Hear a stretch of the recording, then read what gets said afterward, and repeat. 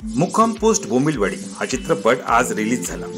प्रशांत दामले आजपर्यंत मोठ्या स्क्रीन पासून बरीच वर्ष दूर होते, पण आज त्यांनी धमाकेदार कमबॅक केलाय।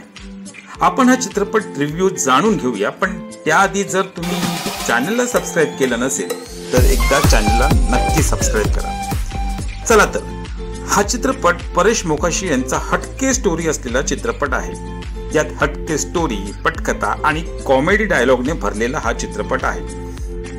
माइंड फ्रेश करणारा हा कॉमेडी चित्रपट खूप दिवसांनी आला आहे। मी पूर्ण स्टोरी तर सांगणार नाही, पण तुम्ही या चित्रपटाला जायचं का नाही हे थोडक्यात सांगणार आहे। कथा 1942चं गाव, त्या गावात हिटलर येणार। मग लोकांना प्रश्न, हिटलर आणि इथे तो कसा काय येणार, आणि येणार आम्ही काय करायचं?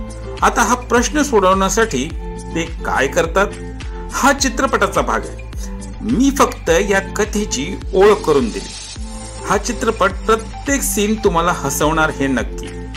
पैसे खर्च करून जेव्हा आपण चित्रपट बघतो तेव्हा बाहेरच्या टेन्शनला खलास करण्याचा प्रयत्न खूप यशस्वी पार पडला आहे। सुधाकर रेड्डींनी हा गाव कॅमेऱ्याच्या डोळ्यातून योग्य साकारला आहे। त्यावेळेचं गाव पाहून आपण या गावचा एक भाग आहोत का असं वाटतं। चित्रपट सेकंडला थोडासा शांत वाटतो, पण ओव्हरऑल हा चित्रपट खूप छान आणि कॉमेडी आहे। नक्की बघा आणि तुमचं टेन्शन 2 तास का होईना बाजूला नक्की ठेवणार। व्हिडिओत काही आवडला असेल तर नक्की एक लाईक करा आणि बघत राहा